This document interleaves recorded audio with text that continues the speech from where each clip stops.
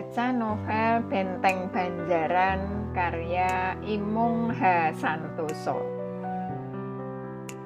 Episode 6. Inikah rumahmu? Tanpa aku sadari, aku tetap mengarahkan motorku mengikutimu. Tentunya dari jarak yang tidak begitu dekat. Aku tak mau mengganggumu atau membuatmu jengah bila melihatku. Apalagi ketika kau tahu aku mengikutimu. Kau selalu mencari cara untuk menghindariku. Keluar dari pompa bensin, ternyata kau mengambil arah kiri. "Hendak pulang kemanakah engkau?" tanyaku dalam hati. Kau tetap melaju.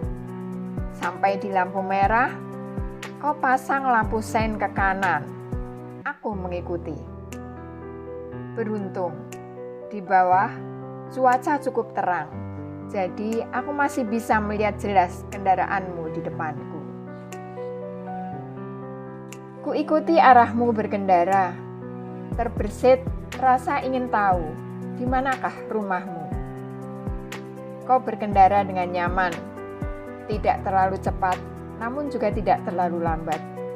Hanya antara 50-60 km per jam kau berkendara, hingga di perempatan Godean. Berhenti di lampu merah, kau pasang sein ke kanan. Di tempat ini hampir saja aku kehilangan jejakmu, karena lampu bangjo berubah terlalu cepat. Beruntung, kau tidak memacu kendaraan hingga aku masih bisa menemukanmu. Hingga sampai Tugu, pertigaan yang ke arah Kemusuk, kau ambil arah kiri. "Hai, di manakah sebenarnya rumahmu? Kau bermain terlalu jauh dan sendirian. Tidakkah kau takut terjadi sesuatu? Takut kalau ada orang yang ingin berlaku jahat kepadamu?" Aku yang tidak terlalu mengenalmu pun merasa takut bila terjadi sesuatu denganmu. Bila ada orang jahat yang akan mengganggumu, mengapa kau tak merasa takut sedikit pun? Seandainya tadi di jembatan Kayangan, aku berlaku jahat padamu. Walaupun kau berteriak sekuat tenaga, tak akan ada yang bisa mendengar teriakanmu. Kecuali orang yang lewat, itu pun jarang terjadi. Untung, aku bukan orang jahat. Aku justru ingin melindungimu. Aku tak rela bila terjadi sesuatu padamu. Takut bila sesuatu yang tidak mengenakkan menimpamu.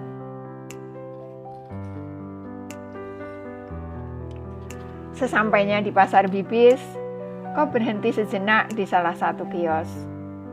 Kau membeli sesuatu. Sepertinya kau beli coklat, karena yang kau pegang agak panjang. Dengan duduk di atas jok motor, kau membukanya dan menyuap sesuatu di mulutmu. Ternyata kau mencari teman di perjalanan, membeli cemilan yang bisa kau nikmati sambil berkendara.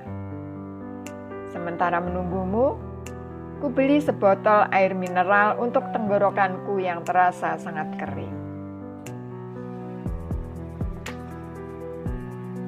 Kembali berkendara. Saat ini kau mencoba menambah laju kendaraan. Kebetulan jalanan lebih sepi.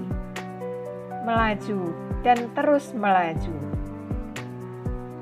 Gamping, Sonopakes, Wirobrajan, dan kau terus melaju melintas kota yang lampu jalannya sudah mulai menyala. Keadaan kota yang lebih padat kendaraan membuatku memutuskan untuk berada lebih dekat denganmu. Kepadatan terjadi di mana-mana. Sejak masuk kota, hampir setiap lampu merah kepadatan tak terkira. Dengan begini, aku jadi harus bersyukur. Tidak setiap hari aku harus berkutat dengan padatnya kendaraan. Bila itu terjadi, mungkin aku sudah terserang emosi tinggi. Bagaimana tidak?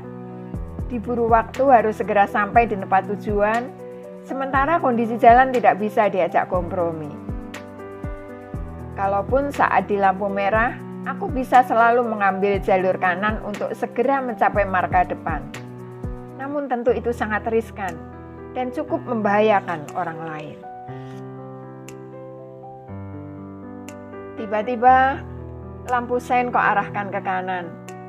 Masuk jalan aspal yang tidak terlalu ramai. Pada gerbang kedua, kau berhenti dan membuka gerbang besi bercat hijau tua dan kuning setinggi 2 meter. Aku pun berhenti di ujung jalan, menatapmu di kejauhan. Saat kau sudah masuk dan menutup pintu gerbang, kuarahkan kendaraan mendekat ke rumahmu. Sepanjang jalan depan rumahmu, terdapat sebuah taman yang panjang. Dan sepanjang taman itu, di antara rindangnya pohon tanjung, terdapat beberapa bangku taman dari besi dan kayu. Kuletakkan di depan taman berdampingan dengan bunga bougainville yang baru bermekaran dan paris lili yang tertata rapi. Sebuah bangku taman terletak tepat di depan rumahmu. Kuputuskan untuk berhenti dan duduk di situ. Motorku kuparkir agak jauh. Kemudian aku duduk tepat di seberang gerbang rumahmu.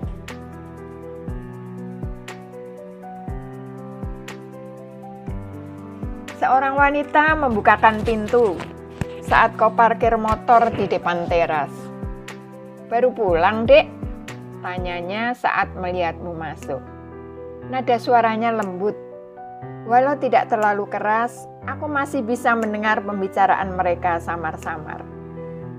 Aku membuka HP-ku sebagai kamuflase. "Main kemana aja? Kok sampai jam segini baru pulang?" "Biasa kok, Bu. Hunting foto." Jawabmu sambil mencium tangan perempuan itu. "Oh, ternyata dia ibumu. Biasakan kalau kau masukkan dulu motormu." Oke, ibuku sayang." Kau bergegas membuka pintu garasi dan membawa motormu masuk. Sebuah rumah yang asri. Banyak tanaman hias tertata rapi di halaman. Di halaman samping, pohon belimbing, jambu biji, asem, dan mangga menjadi pelengkap. Palem botol dan antuarium dalam pot-pot besar menjadi penghias teras dan halaman depan. Seluruh halaman hampir penuh dengan tanaman hias, tertata rapi dalam rak-rak. Deretan aglonema dengan warna-warni daunnya yang menggoda ditimpa sinar lampu taman. Divenbasia dengan aneka corak daun terpampang di sudut. Sedangkan di dalam pagar terlihat tanaman bunga soka terpangkas rapi. Rumah yang asri, rumah pecinta keindahan. Di kiri kanan jalan menuju garasi, deretan tanaman sedap malam yang sedang berbunga mengeluarkan bau wangi yang khas. Bunga sedap malam adalah salah satu bunga yang banyak dicintai orang. Salah satunya karena harumnya, tapi juga karena dia menjadi pengusir nyamuk. Merasa tak ada lagi yang bisa diperoleh setelah melihatmu masuk rumah dan tidak keluar lagi, aku menuju masjid yang ada di ujung jalan, melaksanakan kewajiban yang hampir habis waktunya. Kuparkir motor di parkiran sisi selatan masjid, kemudian mengambil air wudhu. Lebih segar terasa saat wajah terkena air wudhu. Masuk ke masjid, masih kulihat beberapa orang sedang tadarus. Di sudut kiri, 5 orang berkumpul dalam satu lingkaran mengolak-alik gambar bangunan. Aku melanjutkan niatku. Usai sholat dan berzikir sebentar, kembali kukenakan jaketku, bergegas hendak pulang. Tetapi urung, saat kulihat sebuah warung angkring dari sela-sela pintu masjid. Terbit air liurku, membayangkan nikmatnya teh jahe yang hangat.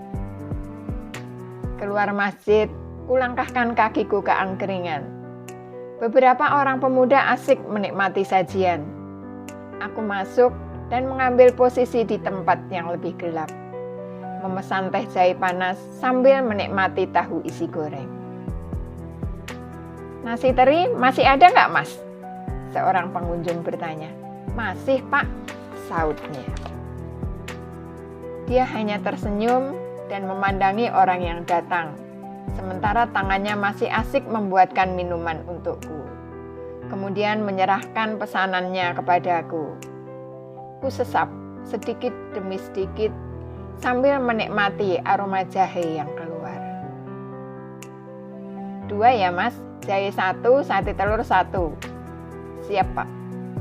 Tangannya sigap mengambilkan pesanan, mengingat hampir seluruh bangku yang tersedia penuh pembeli. Padahal di dekat pos ronda sudah dibentangkan 2 tikar panjang juga. Semuanya penuh. 9.000, Pak, katanya sambil menyerahkan pesanan. Bapak itu mengasungkan uang 10 ribuan. Kembaliannya, Pak, kata pedagang angkringan saat melihat pembeli tadi mau pergi. Nitip dulu, katanya dan terus berlalu. Dia mengembalikan uang kembalian ke dalam laci di bawah tempat dasaran nasi, gorengan, dan lauk pauk yang sangat sederhana. Hanya ada sate telur puyuh, sate usus, ceker, dan kepala ayam. Untuk gorengan, terbatas tempe goreng, tahu isi goreng, pisang goreng, dan tape goreng. Sedangkan nasi yang disediakan adalah nasi teri, nasi oseng, nasi sambal, dan nasi telur. Untuk nasi telur, jangan berharap nasi yang 1 butir telur ya. Dalam bungkusan hanya ada nasi, sambal, dan telur dadar tipis dengan 1 telur mungkin dipotong menjadi 10. Maklum, sebungkus nasi hanya dihargai Rp2.000. Karena harganya yang sangat terjangkau, maka warung angkring ini menjadi salah satu alternatif makan murah terutama untuk anak-anak muda. Selain tempat makan, juga menjadi tempat nongkrong, tempat diskusi, dan tempat menyebarnya kabar burung. Bahkan, kadang proses jual beli juga terjadi di warung angkring ini. Pelanggan, Mas? Tanyaku. Iya, Mas. Masih baru kali ini ke sini ya? Sepertinya saya baru kali ini melihat. Betul, Mas. Tadi mampir sholat di masjid, tapi tergoda aroma jahe, kataku jujur. Sudah lama jualan di sini, Mas? Ya, baru sekitar 7 tahun. Hah? 7 tahun bilang baru? Terus yang lama seberapa, Mas? Alhamdulillah, di sini lumayan rame, Mas. Stabil, nggak diusir-usir. Alhamdulillah. Aslinya dari mana? Tanyaku penuh rasa ingin tahu. Bayat, Mas. Oh, Klaten ya? Oh iya, saya baru ingat. Dari sanalah asal muasal warung angkring ya, Mas ya? Kata orang sih begitu. Memang pada kenyataannya banyak orang dari desa kami yang keluar rumah untuk berjualan seperti ini. Tiap hari jualan, Mas. Saya gantian sama adik, Mas. Seminggu saya, seminggu dia. Tapi barang dagangannya sama. Kok nggak jualan masing-masing saja, Mas? Nyari tempat lain? Gantian ngurus orang tua dan sawah yang cuma sepetak. Wah, keren sampean, Mas. Mas, teh jahe gula sedikit ya, Mas. Seorang wanita muda tiba-tiba mendekat ke arah ceret tempat masak air di gerobak, memutus perbincangan kami. Dia mengacungkan pitcher kaca. Penjual angkringan itu menerima pitcher kemudian memberatkan pesanan. Aku beringsut ke tempat yang lebih gelap, berharap dia tak melihatku dengan jelas. Penuh, Mbak? Tanya masih. Iya, Mas, jawabku sopan. Wajahmu sudah terlihat lebih segar. kaos panjang putih, kerudung abu-abu. Tak lupa masker yang selalu menutup sebagian wajahmu. Tak mampu menyembunyikan wajahmu dariku. Aku tetap bisa mengenalimu. Tambahannya apa, Mbak? Minta tahu isi aja 4, pisang 4, tempe 2, nasi oseng 2, nasi teri 2 ya, Mas? Sudah? Tanya pedagang sambil menyiapkan pesanan. Boleh nambah sate usus 2, ye? Siap, Mbak. Berapa, Mas, semuanya? Tanyamu setelah menerima pesanan yang disiapkan. 24 saja, Mbak. Kau serahkan uang 50 ribuan. Sedikit pun kau tak melirik atau melihat yang ada di sekitarmu. Kau hanya fokus pada uang kembalian. Padahal sebenarnya aku ingin sekali kau melihatku. Terima kasih, Mas, katamu saat menerima uang kembalian. Dan kau bergegas kembali ke arah asal kau datang. Aku hanya bisa melihat dari belakang. Melihat punggungmu yang berjalan perlahan-lahan. Tangan kiri membawa tentengan makanan dan tangan kanan dengan hati-hati kau bawa pitcher. Menjauh dan menjauh hingga kau masuk ke dalam gerbang. Itu tadi pelanggan ya, Mas? Sering dia belanja di sini, Mas. Dan kalau belanja mesti banyak, mungkin buat serumah. Wah, seneng jenengan, Mas, sering dapat borongan, kataku menggoda. Dia pembeli istimewa loh, Mas. Istimewanya apa? Yang istimewa, dia nggak pernah beli minuman di plastik. Selalu bawa porong, apalagi kalau minuman panas. Lah, memang minuman panas kan nggak bagus kalau di plastik, Mas. Tapi saya gunakan plastik khusus loh, Mas. Khusus buat makanan atau minuman panas. Benar, plastik khusus. Tapi kalau yang namanya plastik kena panas, pasti ada yang terlarut. Lah, terus baiknya gimana, Mas? Minum di sini pakai gelas kaca. Sautku sambil tertawa. Masih ikut tertawa mendengar penuturanku. Entah paham atau tidak, tetapi aku mencoba menyampaikannya sebenarnya. Dia anak sini, Mas? Tanyaku lagi penasaran. Tertarik, Mas? Dia bertanya menggoda. Aku tersenyum kecut. Untung gelap, jadi dia tak melihat jelas ekspresiku. Ya, penasaran karena istimewa tadi. Dia memang istimewa. Jarang loh yang berani ambil sikap seperti itu, beli minuman bawa pitcher. Bukan cuma itu, Mas. Dia itu perhatian banget loh sama bapaknya. Namanya sama bapak, ya harus perhatian kan? Dia itu sabar banget ngadepi bapaknya. Ditanya dulu, bapaknya mau apa, pengen apa, baru dia ambilkan. Emang sering dia kesini sama bapaknya? Ya dibilang sering, Mas. Biasanya kalau Senin dan Kamis, dia kesini sebelum maghrib. Masih, ditanya apa, jawabnya apa. Dia sering kesini dikawal sama bapaknya karena jalanan sepi. Takut ada yang jahil sama dia. Terus, kalau Senin sama Kamis, sepertinya dia nyari buka puasa. Wah, jenengan apal banget gitu loh. Dia anak dosen sini kok, Mas. Kuliahnya di UGM katanya. Oh, keluarga yang bahagia. Kata orang-orang sih bapaknya galak sekali. Emang bener galak ya, Mas? Menurut saya sih tidak. Dia baik hati dan suka sekali bercanda. Oh, jadi dia anak dosen dan mahasiswi. Bapaknya galak tapi baik hati. Itu kesimpulan sementara. Walaupun bapaknya galak kan tetap harus dihadapi. Siapa tahu aku bisa menjinakkannya. Menjinakkannya? Seperti binatang saja dijinakkan. Kok malah melamun, Mas? Ngantuk, Mas, mau pulang. Masih sore loh, Mas. Masih jauh saya harus pulang. Kemana, Mas? Kulon Progo. Oh, kubayar semua yang sudah kumakan dan kuminum. Misi tanpa rencanaku hari ini membuatku sedikit bisa tersenyum. Semoga aku masih bisa melihat senyumnya kembali dan bisa mengenalnya lebih dekat. Aku yakin semalaman nanti aku bakal sulit tidur. Sepanjang jalan hanya senyumnya yang menemaniku hingga masuk ke rumah.